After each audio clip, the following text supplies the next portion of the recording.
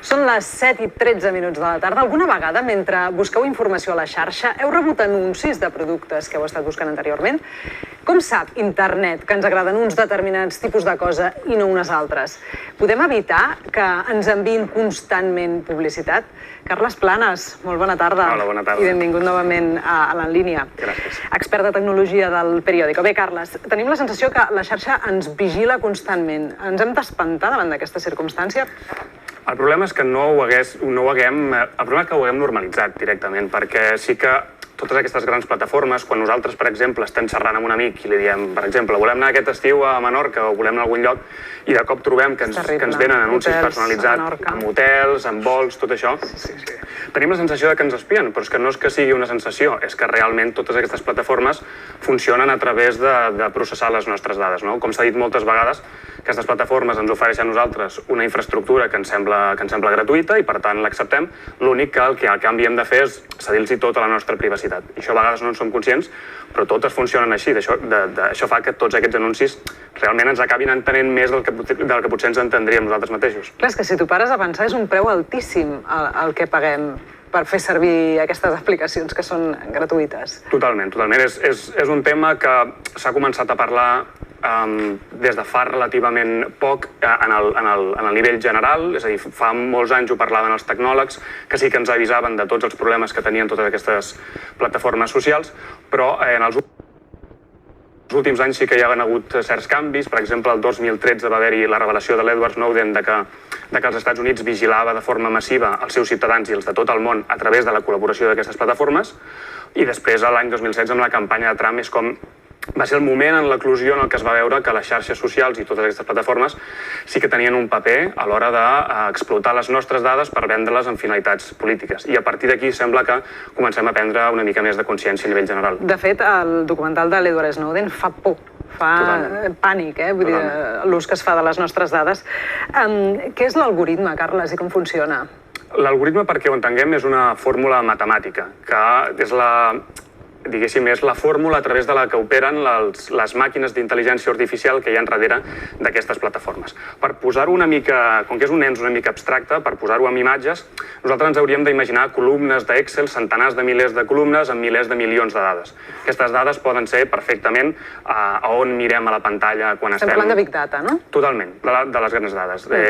Poden ser totes aquestes dades que expliquen com funcionem, què fem quan estem a la xarxa, perquè deixem una empremta digital que a vegades és la nostra privacitat i això no ho sap ningú més que nosaltres, pensem, però realment totes aquestes plataformes hi tenen accés. Llavors l'algoritme està pensat en la gran majoria d'aquestes plataformes perquè estiguem enganxats al màxim de temps possible, perquè com més temps estem dins de la plataforma, més dades generem sobre el nostre comportament, sobre quin és. Quan parlem de plataformes, de què parlem?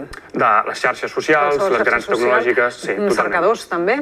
Perdona? Cercadors, també, no? Totalment. Google, de fet, és el pioner en aquest model. Va ser l'empresa que va descobrir a l'any 2001 que traficar, comercialitzar amb la nostra privacitat era molt més profitós pel seu negoci. De fet, quan ells van començar a utilitzar aquestes dades personals dels seus usuaris per millorar les búsquedes dels usuaris, el seu negoci va explotar. El problema és que això va passar l'any 2001, que als Estats Units començava a pensar en legislar en matèries de privacitat, però va haver-hi l'atemptat a les Torres Bessones i a partir d'aquell moment tot el que no era la guerra contra el terrorisme va passar en un segon pla i aquestes tecnològiques, diguéssim, des del govern dels Estats Units van dir en lloc d'utilitzar-les per regular-les perquè respectin la privacitat, les utilitzarem perquè facin el joc brut contra els terroristes que des de l'administració pública no podem fer. Quina por, És que, a més, clar, no passa només quan nosaltres introduïm informació, sinó fins i tot quan tenim converses, quan la Marta del Cor i jo parlem de si hem estat fent esport o no, de cop ens trobem anuncis personalitzats de sabatilles esportives. És una conversa verbal que hem tingut, oral. Totalment. Tots aquests mecanismes funcionen de manera que ens puguin escoltar. Per exemple, l'Alexa, que ara s'ha posat molt de moda tenir-lo a casa, l'assistent virtual, poder parlar-li. És ingenu pensar que nosaltres tenim aquell dispositiu a casa i aquell dispositiu l'únic que fa és escoltar-nos, és escoltar-nos per rebre ordres. També tot el que li diem o tot el que puguem dir al seu voltant ho capta i això és utilitzat per després comercialitzar-ho en tercers. I se'ls pot trolejar? És difícil. És molt difícil, perquè en el fons totes aquestes grans plataformes han creat un model econòmic que va molt més enllà del sector tecnològic i que ha acabat escampant-se, diguéssim, en el sistema econòmic mundial. És molt difícil intentar resistir a totes aquestes plataformes perquè moltes vegades la nostra pròpia feina ja depèn d'estar-hi enganxat. Nosaltres, per exemple, periodistes, és gairebé inevitable no ser una mica addicte a Twitter, per exemple. I a més hi ha tot el tema de les cookies, que és un peatge que has d'acabar pagant. Vull dir, has d'acabar acceptant, no? Acabem acceptant no sabem què, perquè no ens ho llegim mai, perquè normalment la immediatesa ens porta al consum ràpid, i això també, clar, estem deixant un rastre increïble, no? Totalment. És que el rastre que deixem nosaltres quan estem a internet és un rastre que és molt perillós que estigui en mans d'empreses perquè el puguin comercialitzar tercers. Perquè és una cosa en la que nosaltres operem pensant que estem en la nostra privacitat i en la nostra intimitat moltes vegades fem coses que no desvetllaríem de forma pública. També perquè la nostra privacitat és en el moment en què ens creem la nostra consciència crítica i per això és tan important defensar-la. El gran problema és que això, moltes vegades aquests sistemes de vigilància estan fets de manera, doncs, per exemple, que t'aparegui una barra parlant-te de les cookies i tu, quan estàs entrant a la pàgina web, no tens temps per perdre com per llegir-t'ho i directament ho acceptes tot el que et diguin. Qualsevol preu en aquell moment et sembla baix. Totalment. Per accedir a aquella informació, no? És fort. La Marta ens pot donar una sèrie de dades per contextualitzar tot això de què estem parlant, Marta. Exacte, una sèrie de dades sobre els nostres hàbits de consum digital. Mira, jo ara estaré parlant aproximadament un minut. Doncs bé, durant aquest temps que estaré parlant, molta atenció perquè a Google s'estaran fent 3,8 milions de cerques. I si ens fixem en Facebook, que potser alguns de vosaltres, mentre ens esteu veient, també teniu el Facebook obert, doncs es penjaran, ara ho veiem, gairebé 3.500 fotografies. Si ens fixem en YouTube, seran 300 hores de vídeos que es penjaran en tan sols un minut. Finalment, Amazon, quants productes es vendran en aquest minut? Doncs ni més ni menys que 4.000 productes. I, de fet, aquestes empreses tecnològiques, durant la Covid, s'han mostrat gairebé immunes a la pandèmia. És més, és que han seguit guanyant diners. De fet, si comparem els ingressos, els beneficis que van tenir entre juliol i setembre d'aquest any amb l'any passat, veiem que han guanyat un 30% més. Ja ho veieu, o sigui que mentre nosaltres anem penjant coses i seguim compartint contingut, aquestes empreses segueixen guanyant cada vegada més diners. Quina por, tot plegat. Doncs bé, per seguir la pista i mai més ben dit del rastre que deixem sense adonar-nos-en a la xarxa, saludem a aquesta hora la Carme Peiró, que és periodista experta en Big Data. Carme, molt bona tarda. Molt bona tarda, com esteu? Molt bé, i tu? També, encantada de ser amb vosaltres. I nosaltres de tenir-te. Bé, tu sovint fas servir el concepte filtre bombolla. A què et refereixes amb això? És una mica tot el que heu estat parlant ara amb el Carles, també, que per cert el saludo, encantada també de veure'l. En realitat és això, no?, que explicava en Carles. Al darrere d'aquestes xarxes socials hi ha els algoritmes que van captant tot el nostre rastre digital, no?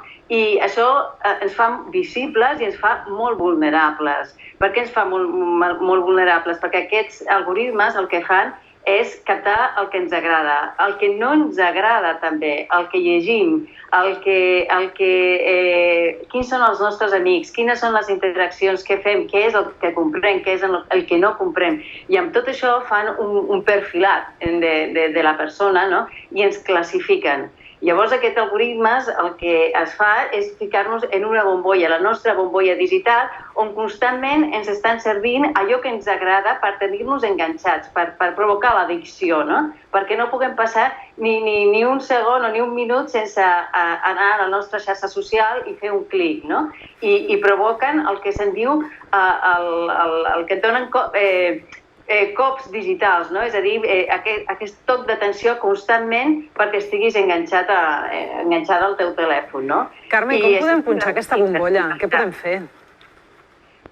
Què podem fer? Primer de tot, podem fer coses, Primer de tot, no caure en el fatalisme de que, com estem controlats per la intel·ligència artificial i per aquestes tecnològiques que ens manipulen darrere d'aquestes xarxes socials, no pensem que no hi ha res a fer, sí que podem fer.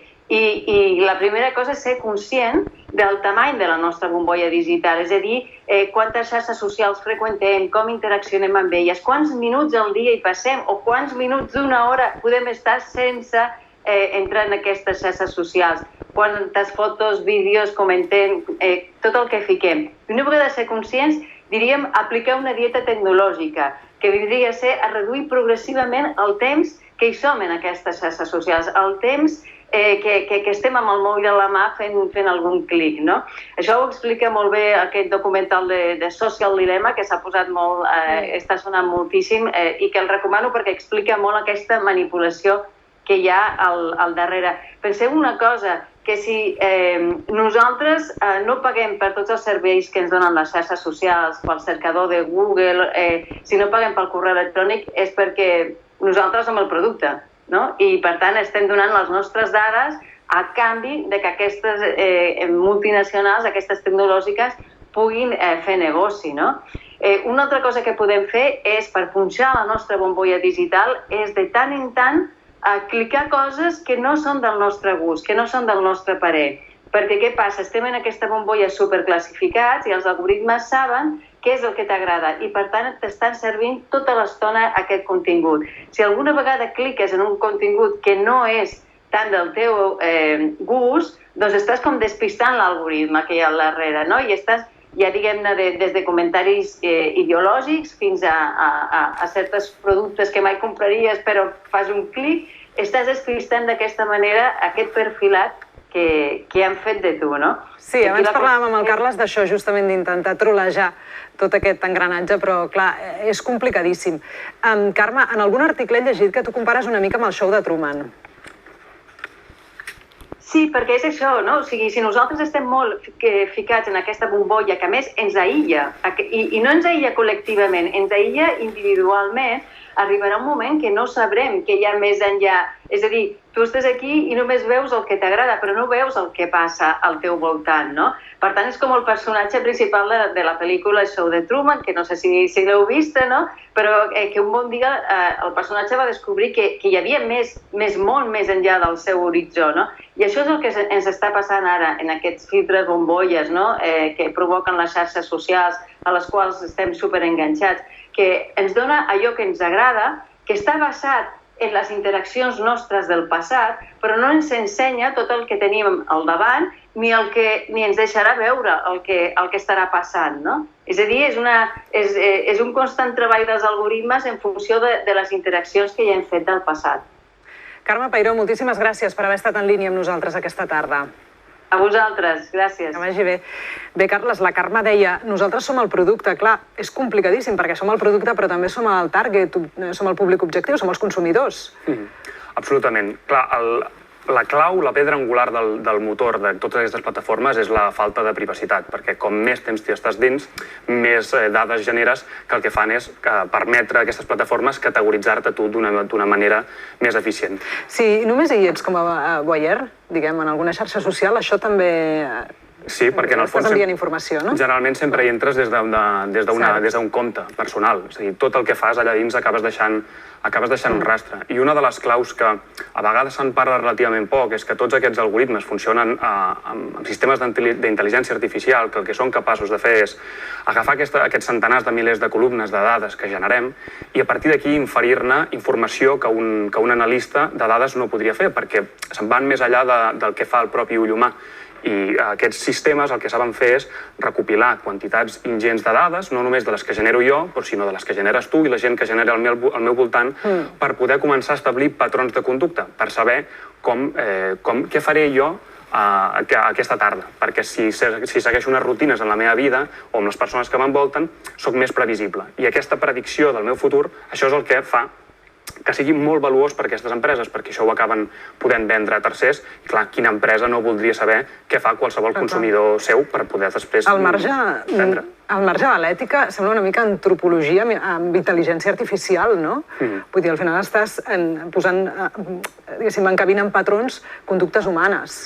Totalment, totalment. El que busca en el fons aquest sistema és preveure quin serà el nostre comportament. I això moltes vegades s'ha dit que té aquest funcionament en la publicitat, perquè la publicitat online és un dels primers grans beneficiats d'aquest sistema, però el perill és pensar que es redueix només en la publicitat, perquè si nosaltres som més previsibles per a aquestes empreses, també ho podem ser pel govern o per partits que vulguin enviar la seva propaganda directa cap a nosaltres perquè som més vulnerables de manera a determinats missatges i se'ns pugui intentar manipular. Totalment. És una cosa que sembla absolutament distòpica, però que és real. No sembla tan distòpica.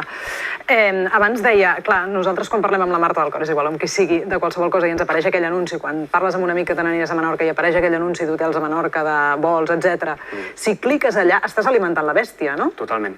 Totalment. El que estàs fent, quan cliques amb les coses, amb les recomanacions que et donen, el que estàs fent és confirmar que l'algoritme funciona. Moltes vegades a Twitter, a YouTube, per exemple, que surt una columna lateral amb els vídeos que et recomanen després, si cliques, o si la mires només, saps que allà ja tindràs tot de vídeos que estan fets pensats perquè saben que a tu t'agradarà. Si cliques estàs confirmant a la màquina que t'agrada això i, per tant, el que estàs fent és alimentar el patró que fa aquestes màquines per conèixer realment qui ets amb tots els teus gustos. És un bucle inacabable, això. Totalment.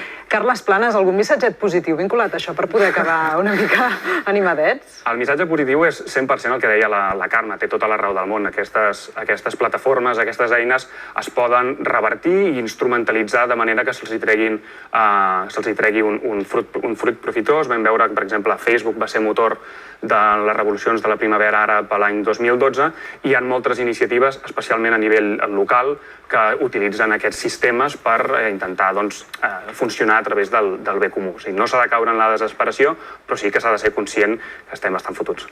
Carles, moltíssimes gràcies. Fins aviat. Gràcies a vosaltres. Vagi bé.